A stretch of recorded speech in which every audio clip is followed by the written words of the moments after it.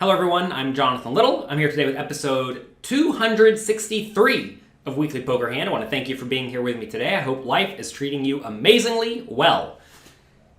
Today, we are again reviewing hands from the Sunday Million that one of my PokerCoaching.com members played. If you are not a member of Poker Coaching, make sure you go there and get your completely free trial.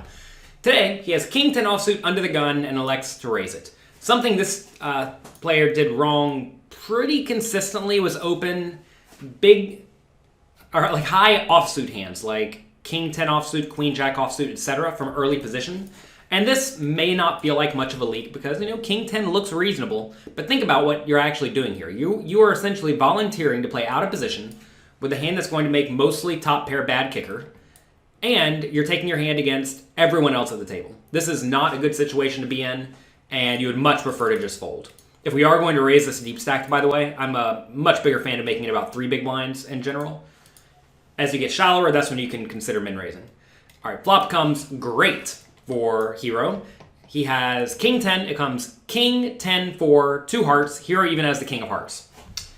This hand is fantastic. If you think about the opponent's calling range in the low jack seat, button cutoff high. Actually, this is under the gun +2. The very early position, the opponent should have connected pretty well with this board because either the opponent has an underpair that's not going to give you much action at all, or some sort of a middle pair better, which is going to call any reasonable bet, or a draw like Queen Jack or Ace Queen or Ace Jack, or maybe even a flush draw because there are 2 hearts on board. So this is a spot where Hero needs to be betting very frequently just in general because this should connect decently well with his range. It really does depend a lot on the opponent's calling tendencies. This particular opponent seems to be a little bit loose. They're playing 33% of hands, which is a lot. So maybe this board doesn't connect quite as well with the opponent as it normally would. But in general, you're going to want to be betting with your best made hands, and this is certainly one of our best made hands, top 2 pair. So we want to bet. The question is how much? And in scenarios like this, I much prefer a large bet because it's very easy for the opponent to have connected, right? If the opponent will have a very difficult time connecting, like say the board is King 3-2, well there, a smaller bet makes a lot more sense because the opponent's going to have a lot of unpaired hands. Here though, on King 10, the 4 is obviously a bit of a blank, but on King 10, blank, the opponent's going to have a lot of draws or pairs that will call any reasonable bet. So I would bet something like 700 in this spot.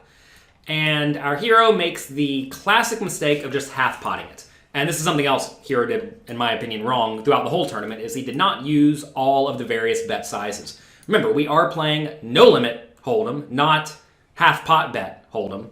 And using half pot bets across the board almost certainly leaves money on the table. Because right here, right, if the opponent does have something like a king, he would have called more, right? He would have called 700, so he would have gotten 200 more chips in the pot with our opponent drawing thin. If he had a 10, same story. If he has a hand like Queen Jack, he'd also call, and he's just putting in more money worse. If he has a hand like Pocket Fives, though, Pocket Fives is not going to call 500, and it's not going to call 700. Now, it may call 300, right? So if you're trying to get called by a lot of marginal stuff, a small bet makes more sense, which is why, if the board was less coordinated, you're trying to get called by marginal stuff, that's why you often want to use a small size. But here, it's pretty easy for the opponent to connect with this board, so we want to bet a little bit bigger. That's just going to make the pot larger going to the turn in the river, which will allow us to make bigger turn and river bets. So the turn is a 5, and Hero does the exact same thing. He bets half pot. And I think this is a leak. These types of things just don't feel that costly because, look, Hero's going to win this hand almost every time, and he's happy as can be, right? Because he made top 2 pair, he didn't get outdrawn, he's going to win the pot. But in reality, he should have won an additional 200 chips on the flop, so that's 200 chips. And then also, if he bet 200 larger on the flop, the pot would have 400 more going into it on the turn. So then, Hero could then bet something like, the pot would be 2,400, he could bet something like 1,700. And just continue extracting additional value. So in this scenario, I would have definitely bet bigger on the flop and the turn. And this is something I think a lot of people just don't consider often enough. They think, should I bet or should I check? But there's another important aspect of this, right? It's how much should I bet? And in general, there are a few things you should consider. As you have the range advantage, which we probably do here, you want to be betting more often. As you have the nut advantage, you have more nut hands, you want to be betting more often as well. As the board connects better with your opponent's range, you typically want to be betting bigger, which again leads to big bets. All of these things are happening, right? We have the range advantage, probably, depending on the opponent's strategy. We probably have the nut advantage because the opponent will 3-bet kings pre-flop and maybe ace-king pre-flop, whereas we clearly have those in our range. And when you're out of position, you typically want to bet less often. And as you bet less often, when you do bet, you usually want to be betting bigger. So in this scenario, everything is leaning towards Hero betting big with his best hands. And this is one of Hero's best hands. So he did not play this one well, in my opinion, even though he bet the flop, as I would have done. I would have bet the flop, but I would have bet a different size. And same thing on the turn. I would have bet the turn, but I made a different size. And these are the kind of things that people will pick up if they are reviewing their hands and they understand proper bet sizing, because quite often you just don't see these mistakes, right? Like, yeah, I'm supposed to bet here. So you do. And then you just bet some amount. But you really, really, really need to make sure you are betting the proper amounts. So that's going to be it for today. If you want to learn more about proper bet sizing, head over to pokercoaching.com. We have lots and lots of homework challenges that are in-depth scenarios where we would review a situation like this and ask you, not how do you play King 10, but how do you play every single hand in your range? And you're going to find that very often in this spot, you do just want to be betting big. Also, one more thing I forgot to reiterate. King 10 offsuit, under the gun, you must fold. If you raise King 10 offsuit from early position, you are lighting money on fire in essentially all games. Some people think, oh, my opponents are really bad, so I can play more hands. It's like, yeah, but you don't really want to be playing more hands from early position. Over at Poker Coaching, we have hand range charts that will show you which hands to raise from each position. I'll tell you what, I'll pull it up right now since we're here.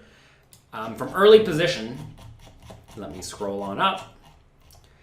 You should be raising not even ace-jack offsuit, right? So we're folding king-queen offsuit, we're folding ace-jack offsuit, which, if you want to be a little bit loose, those are the hands you can raise. But raising ace-10 offsuit, king-jack offsuit, queen-jack offsuit is almost certainly a mistake from early position. Notice you're also not even raising the pairs from early position, and not all the suited aces. So really you're just raising the absolute best hands from early position, only 10% of hands. And that's because it's so easy for someone yet to act to actually have something. So when you're taking your hand out of position against everyone else, you want to start off with a pretty nice advantage. So that's going to be it for today. Good luck in your games. Have fun. Go get your free range charts over at pokercoaching.com. And I will talk to you next week. Hello, everyone. I'm Jonathan Little. I hope you're enjoying the Thanksgiving Day marathon. Hope you're learning a lot and having a great time. Let me take a second to tell you about one of the unique features of pokercoaching.com, where every month students can submit hands, and then one of my coaches or myself will review those hands in a live webinar or in a video. And this is essentially like you getting high-end private coaching from the absolute best players in the world. I know just last month, Tristan Wade and Matt Affleck, two of the best players in the world, both reviewed Poker Coaching members' hands. And that allows them to improve their skills rapidly. So, in addition to all of the other benefits of pokercoaching.com, including over 650 interactive hand quizzes, 20 video classes, 40 challenge webinars, and 30 live coaching webinars, you have the opportunity to get your hands reviewed and essentially have a private coaching session with the best players in the world. So do not miss out on this excellent opportunity to get a membership to pokercoaching.com at a significantly discounted rate just for Black Friday. Also, one cool bonus of Poker Coaching is that some of these students, we actually back them in live tournaments of their choice, because I realize that everyone does not have the money for private coaching, which can be really expensive, and $1,000 buy-in live tournaments, but I'm happy to help all of you get those things just for being a member. So, for your chance at that, and for full access to pokercoaching.com, head over right now to pokercoaching.com/Black Friday, sign up, and I'll see you in the next webinar.